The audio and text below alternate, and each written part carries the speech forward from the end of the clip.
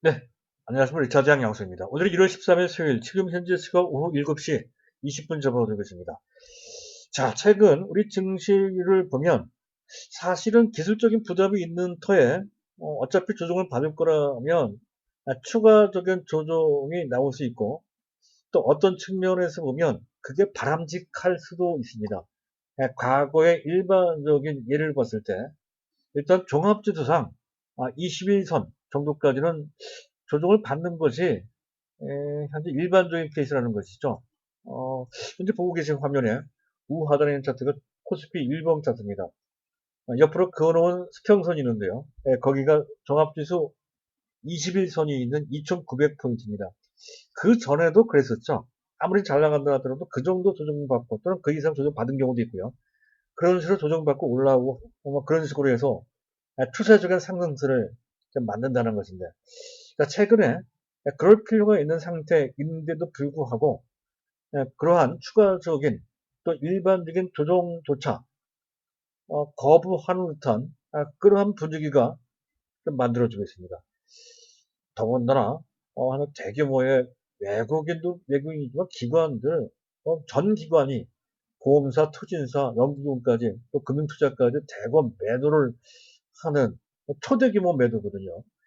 그런 매물 뭐 한쪽에서 받는 것이 양방으로 모두 받고 있는 그런 상태입니다. 그런 물량을 모두 다 소화를 하는 그런 힘을 보여주고 있다는 것이죠. 또 지수나 또 해당 주요 종목들의 주가가 상당히 높습니다.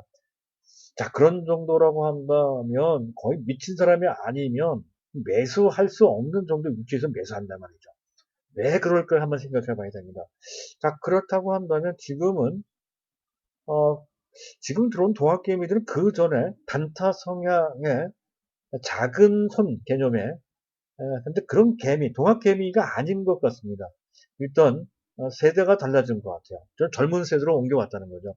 2040 직장인들이 많이 참여하고 있다는 것이고 또 조금씩 강남 큰 손들이 참여하고 있어요. 그래서 지금의 동학개미는 그전의 동학개미 아주 작은 손의 동학개미 그런 개념이 아닌 스마트 동학개미라는 측면 또는 스마트 개미가 아니고 오히려 스마트 동학 큰손이라는 개념으로 바뀌는 것 같습니다. 또는 동학 주주가 된다는 거죠. 장기 정석 투자 관점에서 말이죠. 그런 관점이 아니고서는 도저히 여기서 매수할 수가 없죠. 종합지수도 그렇고 삼성전자 주가도 지금 현재 뭐 8만 원도 뭐 주가 약하다고 보고 9만 원대 대거 매수할 정도로 아주 강하게 매수한단 말이죠. 그래서 지금은 동학개미가 과거에 불과 1년 전에 동학개미가 아닌 새로운 스마트 동학개미 또는 동학 큰손이다 하는 관점에서 그전과 완전히 다르다는 것이고요. 자, 이것을 바탕으로 해서 이러한 하방 경직성, 근데 하방 경직성은 단기적으로 얘기를 하는 거거든요. 단기적으로 이렇게 잘 안 빠지려고 하는 그런 경직성이 나오는 정도가 아니라 추세적으로 우리 시장을 떠받치는 막강한 저력이 쌓여가고 있는 상태다. 그렇게 봐야 될 것 같습니다. 그렇다고 한다면 우리도 단기적인 조정 이런 거 신경 쓰지 마시고 제가 제시해드렸던 1 플러스 4라고 하는 포트폴리오 골격을 뭐 종목별로 또 시간별로 약간 시차가 좀 있기는 있습니다만은 그런 것에 연연하지 말고 계속 밀고 나간다. 정진한다. 이렇게 이제 보시면 될 것 같습니다. 주식시장에 푹 빠지다 보면 단기적인 변수에 신경 쓰이고요. 그러다 보면 좋은 정보 놓치고 또 정보를 벌리면서 이것저것 갖다 보면 아주 혼란스러운 포트폴리오를 갖게 됩니다. 자, 그러한 잘못을 저지르면 안 된다는 것이 장기 정석 투자로 포맷을 정해놨다고 한다면 초심을 잃지 않고 계속 그러한 구조를 계속 유지해야 된다 하는 것에서 더욱 자 최근같이 약간 어떤 변수가 있는데 조심해서 명심해야 될 것 같습니다. 그 점을 먼저 말씀드리고요. 자 오늘 제가 준비한 내용은 주식 투자자라면 반드시 알아두실 필요가 있는 내용이 하나 있습니다. 금리와 주가 간의 관계인데요. 최근에 금리가 가파르게 올라가고 있습니다. 자, 그것과 관련된 주변에 여러 가지 경고의 목소리가 나오고 있죠. 자, 이 내용은 다소 어렵기도 하고 지루하기도 한데 간단하게 제가 안 말하면 안 될 것 같아서 준비를 좀 했고요. 자, 그리고 최근으로 유가가 꾸역꾸역 올라가고 있습니다. 자, 그것과 관련돼서 LG화학의 주가를 다시 한번 평가를 해야 된다는 거죠. 직관적으로 봤을 때 내년 정도까지 LG화학은 200만 원 정도까지도 올라갈 수 있다라고 이제 말씀을 드렸습니다만 그것은 어디까지 감각적인 판단이고요. 각 부분 특히 LG화학의 100% 자회사 LG 에너지 솔루션이 이제 상장을 앞두고 있는 상태입니다. IPO가 준비되고 있는 상태입니다. 그것과 관련해서 각 사업 파트별로 그 가치를 한번 나누어서 평가를 해서 전체 LG화학의 가치를 내년이 아닌 금년 12개월, 금년 연내 어디까지 올라갈 수 있는지에 대해서 한 윤곽을 좀 잡아볼 필요가 있다는 것이죠. 그것도 투자를 하는 데 있어서 도움이 될 것 같고요. 그리고 삼성전자 새로운 AP, 어플리케이션 프로세서가 공개가 됐죠. 과 관련돼서 삼성전자가 특히 비메모리 반도체와 관련된 상당한 기회가 주어질 가능성이 생기는 것 같습니다. 그와 관련된 언급을 좀 해드릴 거고요. 자, 그리고 오늘 삼성전기 얘기를 해야 될 것 같습니다. 삼성전기 최근에 MLCC 주사업 파트 중에 하나죠. MLCC가 지금 뭐 그 가격이 고공행진을 한다고 하죠. 그래서 이 삼성전기의 가치 판단도 가치를 다시 또 판단을 해야 된다는 긍정론이 계속 여기저기 나오고 있는데요. 자, 우리는 그것도 그거지만 삼성전기를 LG전자와 같이 결부해서 우리 포트폴리오에 어떤 쪽에 편입할 것인지 말 것인지들은 전략적으로 한번 판단을 좀 해볼 필요가 있다는 것이죠. 자, 그런 내용을 좀 말씀드릴 건데요. 일단 순수히 말씀드리기 전에 간단하게 안내 말씀드릴까 합니다. 제가 말씀드리고 있는 내용과 관련해서 또는 현재 갖고 계신 특정 종목이거나 시장 전략과 관련돼서 문의하실 분이 있으시면 보고 계신 화면에 우상단의 문의사항 연락처 010-2420-053 이쪽으로 연락을 주시면 되겠습니다. 자, 일단 이슈부터 봐야 되겠죠. 금리 이슈입니다. 장기 채권 대부분 국채라고 보시면 되겠습니다. 그 금리가 가파르게 상승한다는 건데요. 여기서 한 가지 반드시 알아두실 것은 금리가 상승한다는 것은 그만큼 채권의 인기가 떨어진다는 뜻이 됩니다. 채권 가격이 떨어진다는 얘기가 되죠. 그렇습니다. 장기 10년 물짜리 10년 후에 갚게 되는 받을 수 있는 채권이 되겠습니다. 자, 그 10년 후에 10년 물짜리 채권 금리가 미국도 한국도 아주 가파른 속도로 이제 올라간다는 건데 그 절대 금리 수준은 아직은 낮은 편입니다. 자, 미국은 10년 물짜리가 1.12% 이고요. 한국은 1.7% 정도 됩니다. 절대적인 위치가 과거에 비해서 아주 높은 곳은 아니죠. 문제가 되는 것은 두 가지입니다. 한 가지는 금리 상승의 속도가 너무 가파르다 하는 거고 두 번째는 단기 금리하고 장기 금리의 차이 이것을 스프레드라고 하는데요. 그 스프레드가 걷잡을 수 없이 최근에 크게 확대되고 있다는 두 가지가 지적되고 있습니다. 특히 이렇게 금리가 가파르게 올라가게 되는 경우에는 성장주에 적용되는 적정 PER 몇 배 곱한다는 거 있지 않습니까? 적정 PER 이것은 멀티플이라고 하는데 멀티플 부담이 가중된다는 것이죠. 가령 뭐가 있을까요? 어떤 특정 바이오주의 PER이 30배 정도는 괜찮은데 금리가 낮아지게 되면은 그 30배가 가령 뭐 70배도 되고 100배도 됩니다. 근데 금리가 높아지게 되면 오히려 깎인다는 것이죠.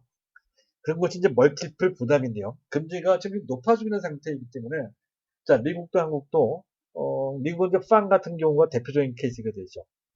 특히 테슬라 같은 경우는 PR이 뭐 200배, 300배씩 된단 말이죠. 자, 그런 종목들이 금리 인상과 관련된 타격이 불가피하다. 경우에 따라서 사단날 수 있다라고 하는 경고가 바로 여기서 나온다. 버블이 붕괴되는 조짐으로 볼 수 있다는 식의 그런 경고가 된다는 건데요. 하지만 이 점은 매스컴에서 약간 선정적으로 약간 자극을 주기 위한 목적으로 매스컴의 속성이 그렇죠. 약간 선정성이 있습니다.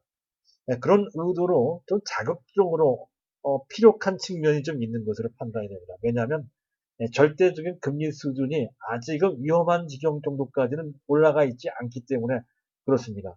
따라서 지금은 오히려 일정 범위 내에 금이라고 했을 때 지금 오히려 경기 회복을 의미한다. 경기가 회복되면 될수록 장기 금리가 올라갑니다. 또 한 가지는 채권에 대한 인기가 떨어진다고 말씀을 드렸죠. 즉 채권 시장에서 돈이 빠져나가서 딴 데로 간다. 그 딴 데가 뭐 증시가 되겠습니다. 또는 선진국 시장에서 현재 EM 시장, 즉 현재 이머징 마켓, 개도국 쪽으로 자금이 이전되는 것도 그렇습니다. 이것도 머니 부부 현상이라는 것이죠.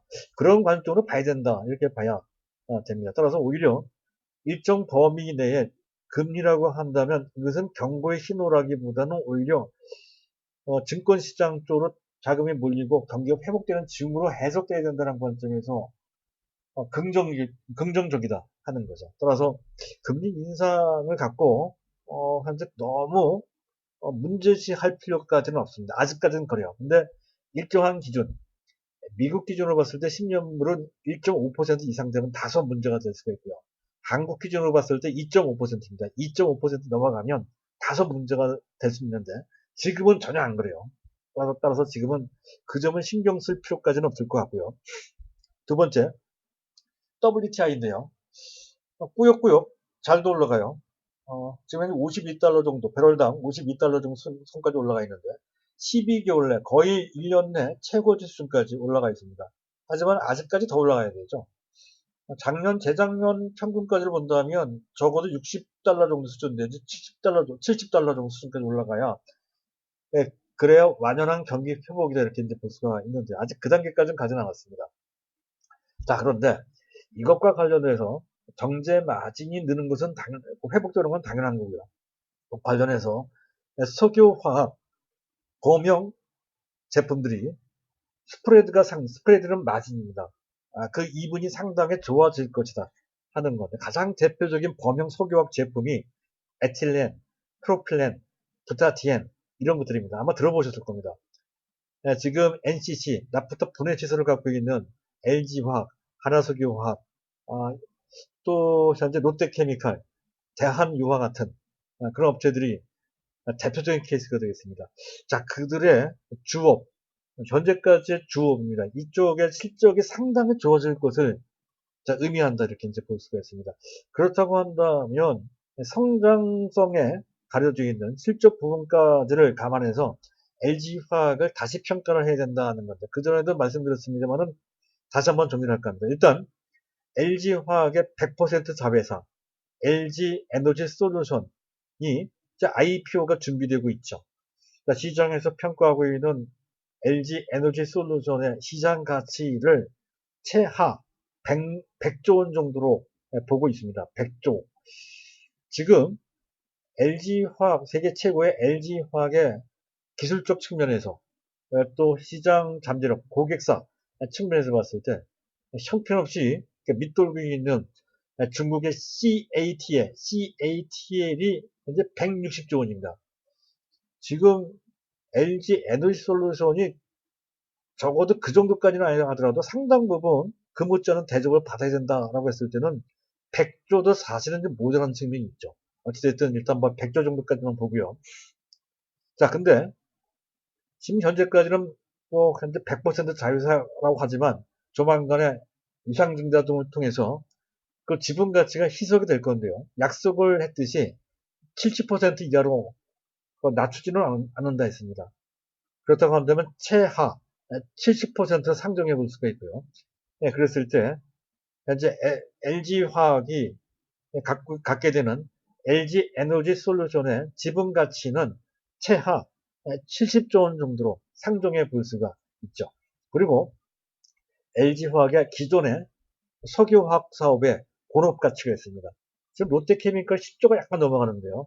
그렇다고 한다면 그보다 거의 2배 가까이 그 가치가 있는 LG화학의 석유화학 사업의 본업 가치는 최하 15조 내지 적당하게 20조 정도까지 볼 수가 있다는 것이죠. 그리고 첨단 소재 분야가 있죠. 정보 소재 쪽으로 보면 그 안에 IT 첨단 소재도 있지만 2차 전지와 관련된 소재 분야도 있습니다. 거기 양극재 현재 양산체를 구축하고 있고 거기다가 또 2차 전지 전고체 개발할 수 있는 그런 능력까지, 잠재력까지 있단 말이죠. 그런 부분. 또 바이오 부분이 있죠. LG생명과학 부분이 있습니다. 이런 걸 따지면 첨단 소재 및 바이오 부분을 다 합치면 역시 최하 5조 내지 많게 10조 정도까지 평가할 수 있습니다. 다 토탈 따지면 12개월 선행 기준 95조 내지 105조 정도가 나오거든요. 100조 정도로 볼 수가 있겠습니다. 즉 LG 그 자회사인 LG 에너지 솔루션도 100조가 되고 LG화학도 100조 정도 되는 그런 평가를 받을 수 있는 계산이 나온다는 건데, 근데 금년 한 해예요. 그렇다 했을 때 현재 LG화학의 시가총액은 정확히 또 70조거든요. 따라서 금년 한 해 LG화학의 주가의 향방을 가늠해 보면 실적 대비로 봤을 때, 가치 대비로 봤을 때 최소한 한 35% 내지 40% 정도 주가로 본다면 135만 원 내지 140만 원까지 넉넉히 올라갈 수 있는 그 힘이 현재 깔려져 있다는 것이죠. 따라서 현재 LG화학 갖고 계신 분들은 당연히 그대로 갖고 있을 뿐만이 아니라 안 갖고 있거나 하시는 분들은 반드시 LG화학도 좋고요. 삼성 SDI도 좋습니다. 그 둘 중에 하나는 지금이라도 매수를 해놓고 있어야 된다. 이렇게 이제 말씀을 드릴 수가 있겠고요. 자, 그리고 시장 점검. 원달러 환율이 좀 내려왔네요. 4원 80점. 최근에 원달러 환율이 가파르게 올라가면서 다소 부담을 줬던 건데 오늘 좀 내려왔습니다. 즉 외환시장이 좀 안정을 취하고 있는 것이다. 이렇게 볼 수 있는 것이고요. 조금 더 진행된다면 오늘 시장에서 볼 수 있듯이 외국인들이 다시 순매수하기 시작했어요. 아직까지는 삼성전자에 대해서는 매도를 하고 있습니다만은, 하지만 삼성전자에 대한 외국인 매도도 아주 오래 지속될 것 같지는 않습니다. 현재 보고 계신 화면에 우상단에 있는 차트는 SK 하이닉스에 대한 외국인들의 수급을 막대 그래프로 그린 현재 그래프입니다. 수급이 나쁘지가 않죠. 이것만 보면 삼성전 SK 하이닉스와 특히 메모리 분야에서 불가분의 관계가 있는 삼성전자에 대한 외국인들의 스탠스가 최근에 대규모로 매도했던 그 스탠스가 추세적으로 어떤 펀더멘털을 기반으로 해서 매도한 것이 아닌 시점이나 어떤 특수한 상황과 관련해서 또 주가 위치와 관련돼서 단기적으로 매도했다는 것을 확연하게 알 수가 있습니다. 문제가 있으면, 근본적인 펀더멘탈적 문제가 있으면 SK 하이닉스도 매도를 했었을 것입니다. 그렇지 않은 것을 보면 그들 분명히 알 수 있다는 것이고요. 그래서 조만간 외국인들이 삼성전자에 대해서도 다시 순매수할 가능성이 있죠. 일반 개인들도 웬만하면 팔지 않으려고 할 것이고요. 최근에 집중적으로 거의 4조 원 이상 순매도했던, 물론 삼성전자 하나만은 아닙니다만은 기관들도 더 이상 매도하기는 그렇게 쉽지 않을 겁니다. 자칫 잘못하면 시장 수익률을 쫓아가지 못하는 추적 오차, 트래킹 에러라고 합니다. 그런 오류에 빠질 수가 있기 때문에 함부로 삼성전자를 집중적으로 매도하기가 좀 어려운 것이 지금 각종 펀드, 특히 인덱스 펀드는 더욱더 그렇습니다. 그들이 처해 있는 상황이 됐을 때 더욱더 그렇습니다. 그런 관점으로 볼 수가 있다는 것이고요. 자, 그리고 뭐 거기까지만 보죠. 거기까지만 보겠습니다. 그리고 이제 개별 이슈는 좀 보겠는데요. 일단 삼성전자 얘기입니다. 이왕이면 삼성전자 차트를 올려놓고 말씀을 드리겠습니다. 자, 삼성전자의 시스템 사업부, 시스템 반도체 사업부, LSI 사업부라고 합니다. 자, 거기에 실패를 딛고 새로 집중적으로 그 역량을 집결해서 만들었다 하는 야심작 AP 어플리케이션 프로세스입니다. 그 브랜드명 엑시노스고요. 엑시노스 2100. 2100을 어제 그제 그 세스 세계 최대 가전 전시회 제일 마지막 날 공개를 했다는 건데요. 자, 일단 여기에 상당한 의미가 있죠. 특히 AP에 대해서 잘 모르시는 분들 위해서 말씀드릴까 합니다. 어플리케이션 프로세서라고 합니다. 이 스마트폰에 들어가는 종합 컨트롤 타워를 맡고 있는 유닛은 부품을 뜻해요. 그 부품의 모듈입니다. 모듈. 각종 어떤 칩 같은 칩 유닛이라고 보면 되겠네요. 그 모듈을 갖다가 현재 그 AP라고 하는데요. 자, 이 AP가 상당히 중요합니다. 아마 아시고 계실 텐데요. 자, 삼성전자는 아직까지도 메모리 반도체 중에서도 메모리를 주업으로 하고 있습니다. 자, 비메모리 시장이 훨씬 더 크고 최근 들어 특히 비메모리가 훨씬 더 빠르게 성장하고 있다 하는 것에서 삼성전자도 집중적으로 비메모리 개발에 지금 기업 그룹의 역량을 직결하면서 2019년도 당시 이재용 부회장이 현재 그 비전 2030이라 해서 비전 2030이라는 타이틀로 133조를 투자한다는 비전을 제시한 바 있죠. 거기에 핵심이 되는 사업이 바로 비메모리 반도체입니다. 자, 그런데 문제가 되는 것은 이 AP는 사실 비메모리 반도체 제반 분야 중에서 아직까지는 시장이 가장 큰, 그 떡이 큰 분야로서 특히 비메모리에 역점을 두고 있는 삼성전자한테는 가장 중요한 또는 자존심이 걸려있는 분야이기도 합니다. 근데 문제가 되는 것은 자, 그러한 역량을 10년 전부터 차곡차곡 쌓아오면서 세계적인 수준까지 올라와 있다라고 그렇게 자칭 타칭 평가받는 그런 지경까지 가 있어서 그 부분 상당히 기대가 컸던 바 있었는데요. 작년, 재작년에 문제가 생겼다는 것이죠. 그 당시, 어, 그 당시도 상당한 기대를 모았던 엑시노스 980입니다. 엑시노스 980. 그 신제품에 문제가 생겼다는 것이죠. 발열 문제가 생기면서 결국 새로운 AP, 엑시노스 980이 그 당시 갤럭시 S20에 탑재되지 못했다. 갤럭시 S 아마 20이 아니고요. 갤럭시 S9 정도 되는 것 같습니다. 탑재되지 못한 그런 굴욕을 당했다는 것이죠. 삼성전자 내 지금 갤럭시 시리즈에 탑재되지 못할 정도로 또 문제가 생겼다는 건데 세계적으로 가장 안정적이고 또 탄탄하게 성장하고 있는 상황에서 맞이한 참담한 결과가 나왔다는 거죠. 그러고 나서 1년하고도 한 2, 3개월 정도가 지난 것 같습니다. 거기에서 실패한 것을 바탕으로 해서 절차탕막, 절치부심해서 그 사업부, 그 시스템 LSI 사업부입니다. 그래서 새롭게 준비한 그 실패를 만회하는 야심작, 이 바로 엑시노스 2100이라고 하는 것들. 이것은 시스템 LSI 사업부뿐만이 아니고 삼성전자 전체의 명예하고도 관련되어 있다는 것이죠. 삼성전자 비메모리 반도체 사업 전체에 명운이 달려있는 그런 현재 그 제품이라고 보시면 될 것 같습니다.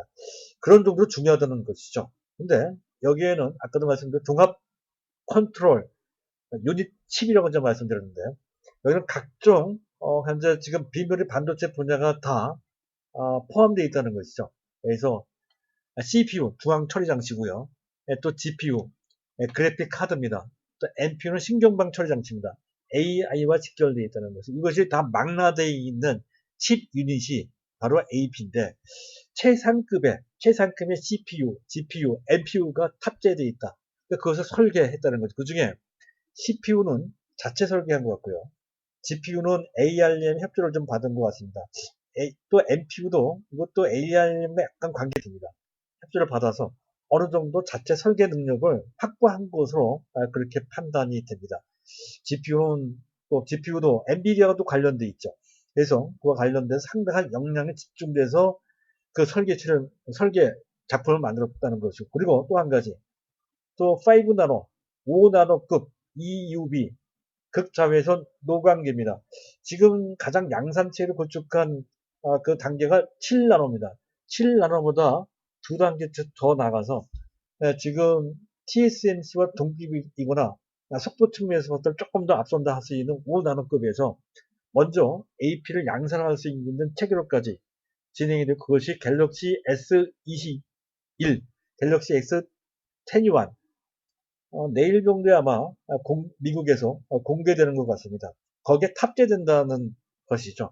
만약에 이것이 시장의 호응이 좋을 때에는 과거의 명예를 다 만회할 뿐만이 아니고 삼성전자가 현재 그 역량을 집중해서 비메모리 반도체의 마스터 플랜 비전 2030을 탄탄하게 이제 그 추진하고 있는 순항 단계에 접어들었다. 순항 정도가 아니라 계속 굉장히 빠른 속도로 세계 시장을 장악해 나갈 수 있는 그런 단계로 들어간다라는 그런 그 의미가 있다는 것이죠. 따라서 현재 이 정도의 성공 갖고서 아직 성공한 것은 아니지만 그 얻을 수 있는 연간 영업이익 규모가 평년 대비로 봤을 때 1조 원 내지 많아봐야 한 2조 내지 3조 정도밖에 아직은 안 나올 건데요. 하지만 이것이 이제 금년도면 내년 후년쯤 되면 이 부분에서만 즉 비메모리 반도체 파운드리가 아닌 비메모리 반도체 칩 설계 분야에서만 적어도 5조 원 내지 많게 10조. 만약에 파운드리까지 합치면 지금 현재 TSMC가 올리고 있는 영업이익 규모 거의 20조 정도 됩니다. 그런 정도까지 이제 그 성장할 수 있는 그런 발판이 마련된다는 뜻이 되겠습니다. 물론 거기까지 가려면 아직도 시간이 많이 필요하지만 일단 이것을 단초로 해서 그렇게 올라갈 수 있는 기틀이 마련된다는 의미에서 상당히 중요하다는 것이죠. 그런 관점에서 이 새로운 AP 그 엑시노스 2100이 중요하다 할 수가 있겠습니다. 자, 그렇게 마지막으로 삼성전기인데요. 자, 삼성전기가 오늘 뭐 가파르게 올라갔다가 오늘 한경인가요? 그 매경에서 그 무라타 제작소의 주가가 사상 최고치를 갱신하면서 승승장구하고 있다라고 하는 소식과 함께 보도가 된 바 있습니다만 거기에 자극받아서 가파르게 올라간 것 같은데요. 뭐 현재 그것이 허망한 것은 전혀 아니 일리가 있습니다. 자, 일단 먼저 알아두실 필요가 있는 것은 삼성전기는 주 사업 파트가 두 개입니다. 하나는 카메라 모듈 쪽이고요. 또 하나는 MLCC, 즉 적층 세라믹 콘덴서인데요. 카메라 모듈은 감각적으로, 직감적으로 어떤 사건인지 금방 알 수 있겠는데 MLCC를 또 모르시는 분들이 많을 겁니다. MLCC는 뭐냐면 전력을 일시적으로 담았다가 풀어주는 역할을 하는 전력 통제 부품이라고 보시면 되는데 굉장히 작은 그런 부품입니다. 순간적으로 그 전력을 통제하는 부품이다 이렇게 이제 보시면 되겠네요. 아주 작은 그런 칩이라는 것이죠. 자, 이것을 전 세계에서 두 번째로 현재 잘하고 있습니다. 세계 1위 업체는 일본의 무라타 업체고요. 그리고 이것이 그 거의 모든 IT 제품에 다 이 MLCC가 다 필요로 한다는 것이죠.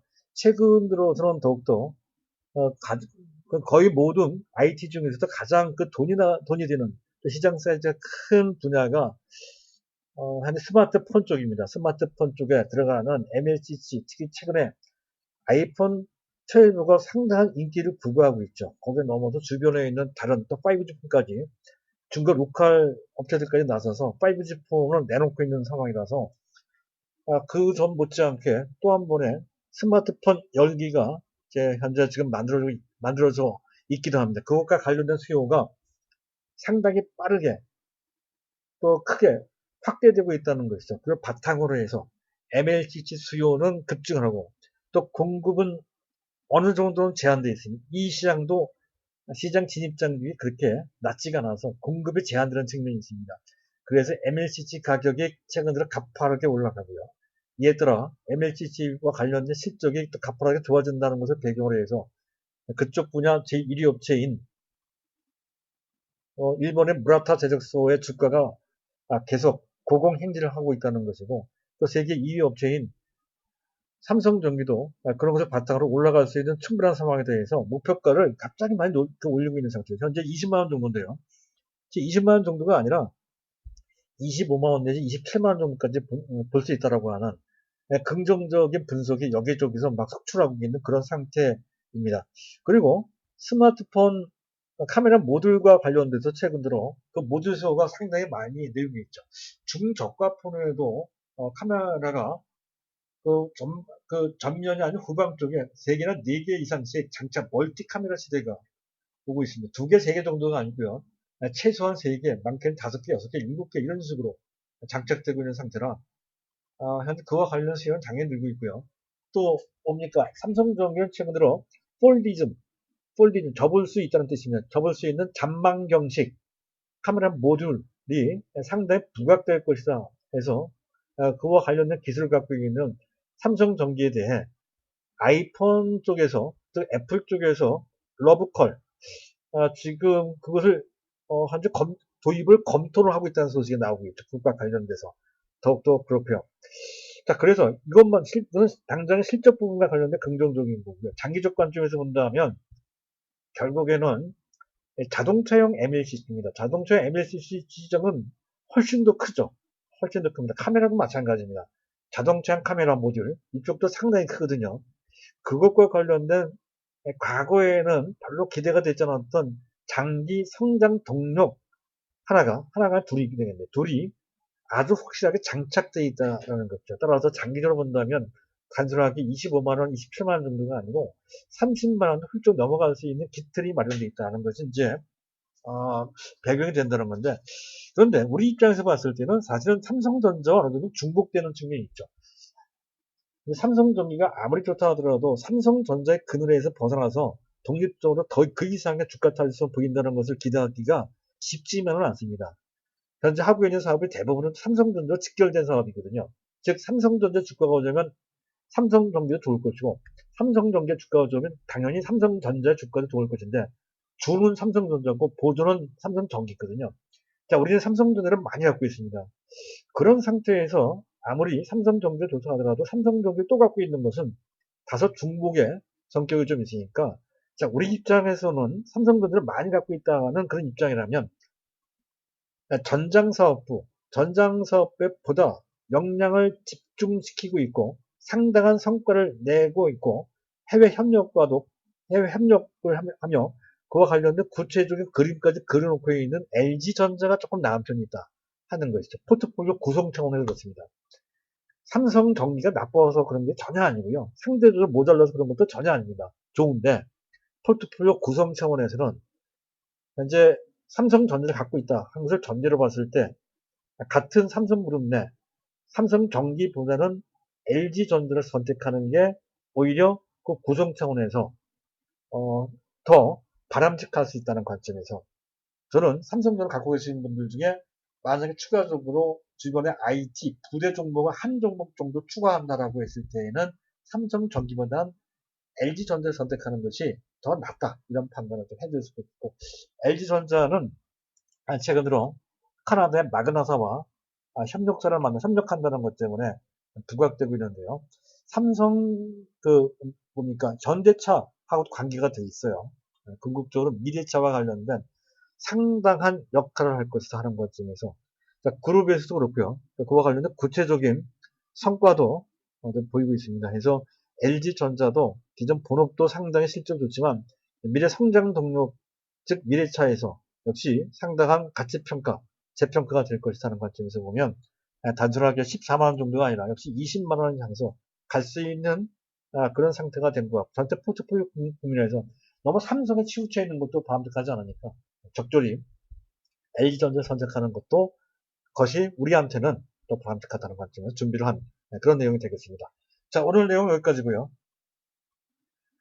제가 말씀드린 내용과 관련해서 어떤 공감하시거나 동의하시는 분들은 꼭 구독 버튼과 좋아요 버튼을 눌러주시기 바랍니다. 감사합니다.